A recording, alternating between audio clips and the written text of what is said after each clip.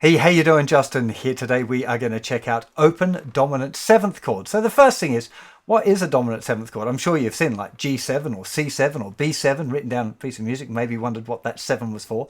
Well, it's actually adding the flat 7th degree of the major scale. Now, any of you doing the music theory, you might want to get stuck into that. It might make sense to you. The easier way to think of it is that we're going to add a note that is one tone lower than the root note, but an octave higher.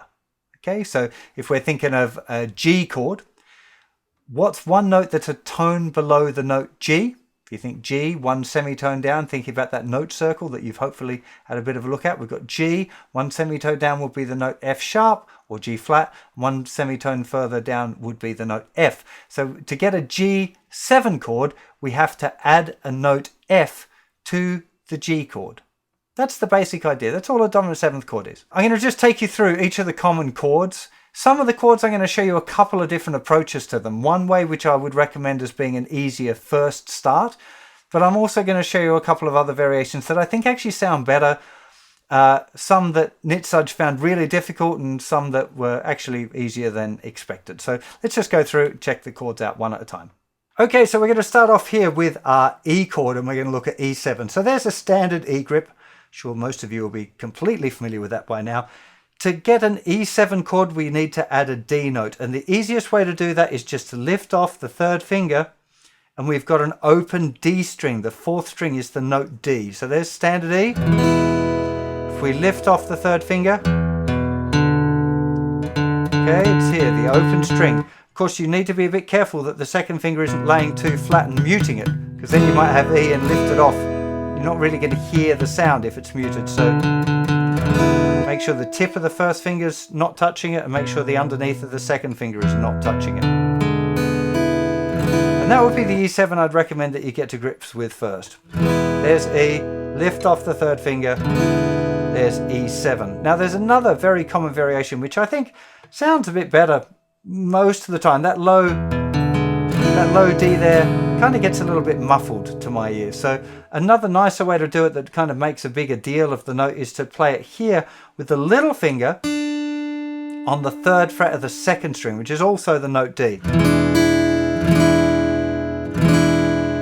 So there's E, here's E7, here's the other E7. You can hear that one, the dominant 7th gets a bit lost in there. It's not as obvious as there. But when you're starting out, you probably want to be starting off with the simple one.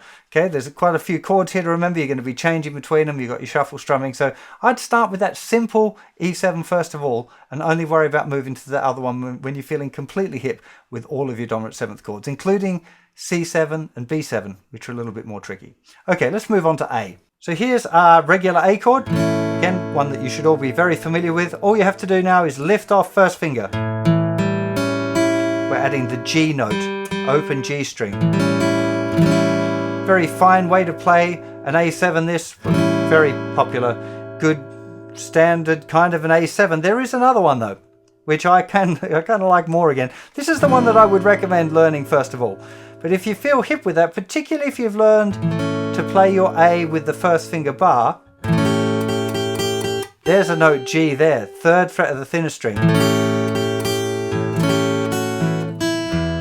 can get lots of nice little movements. This is the kind of one that Eric Clapton maybe might use more commonly than this one. This one more for fingerstyle-y, picking, folky sort of sounds. I think for proper bluesy blues, maybe this one sounds a little bit better. But it's trickier, and I would recommend, as I said, starting off using second and third fingers. You could use other fingers if you've learned A other ways, but particularly in an E blues we've got B7 and then we go to A. We're going to talk about B7 more in a second. I'm just showing you, see the second and the third fingers there?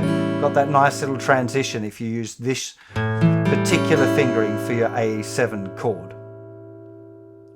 Now let's move on to a D7 chord. The note that we have to add is a tone below D. Can you tell me what note it is? Think about it. D, one semitone below that would be D flat, one semitone lower than that would be the note C. Okay, so here's a regular D. There's the octave of the D. I'm not going to try and move that low D. There's D, C sharp, C, put the other two notes back down. There we go. And this is a great grip. There's not an alternative for D7 I'd recommend really. It's a really, really good D7 chord grip.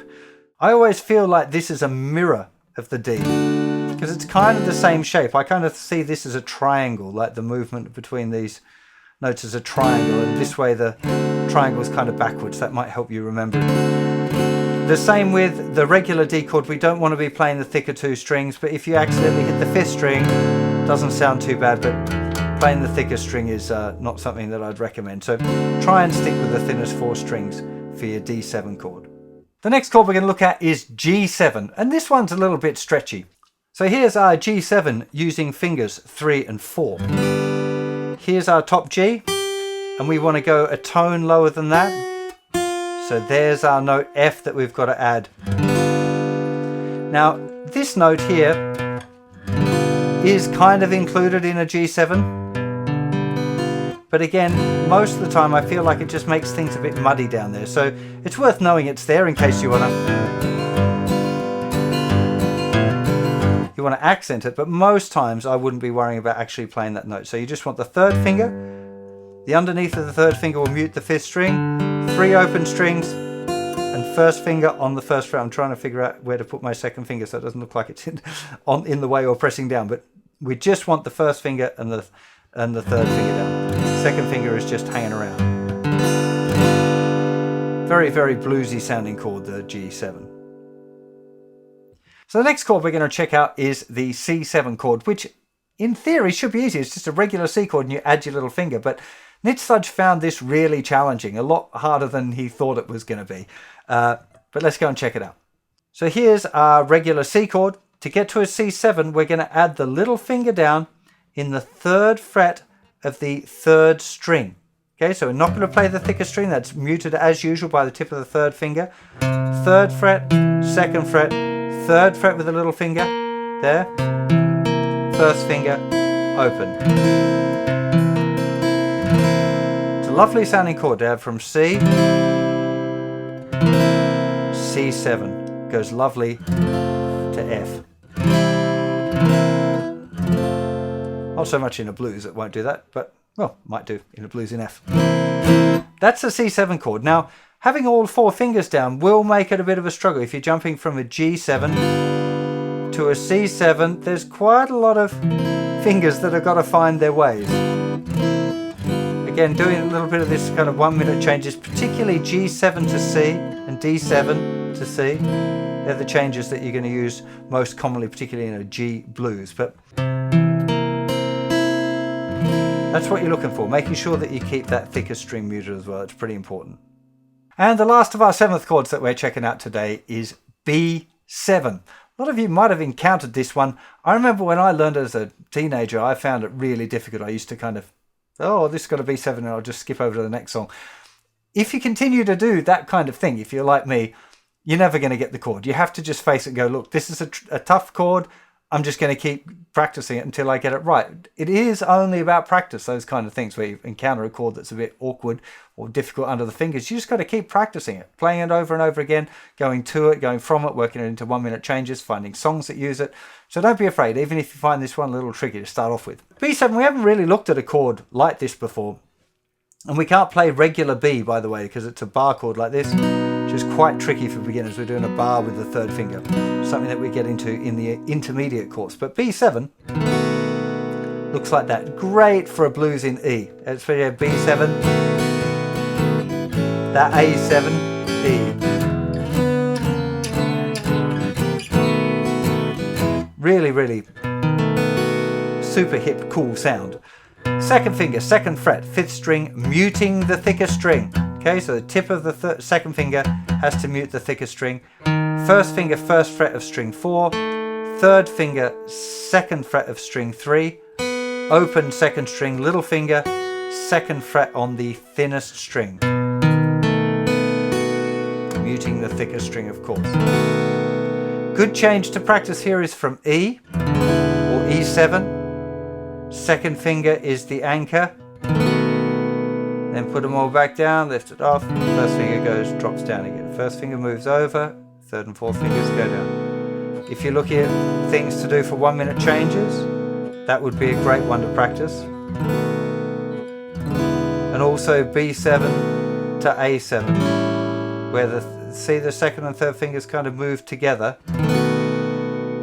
Other fingers come off, and those two kind of try and keep their spacing.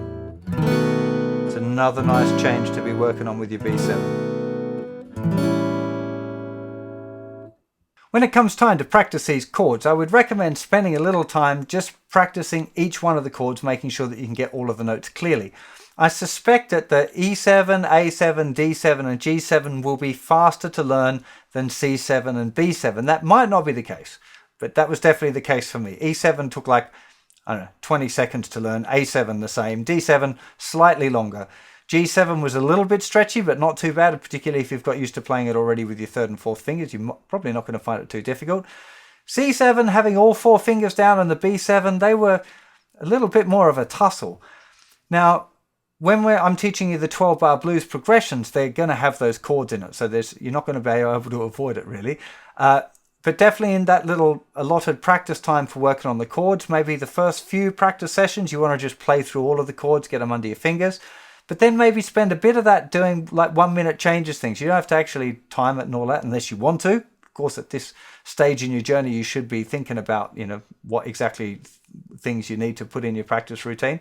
But definitely doing some 1 minute changes on like E7 to B7 would be helpful. B7 to A7 would be helpful. G7 to C7 and C7 to D7. They would be the most common kind of chord changes that you want to work on.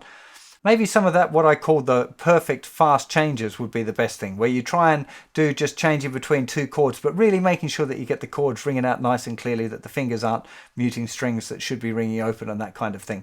They're really, really great chords. Like I said, they're not just blues things. We're exclusively going to be looking at blues this lesson, but you will find these lots of other times, even like House of the Rising Sun, really, the E chord will be an E7 actually. Most of the time that'll sound a little bit sweeter. So make sure you memorize the chords. Well, I should mention that all of the time. When you're learning new chords, you should memorize them. Don't be having to look at a chord book or, have them written down on the page. You definitely need to memorize all your chord shapes.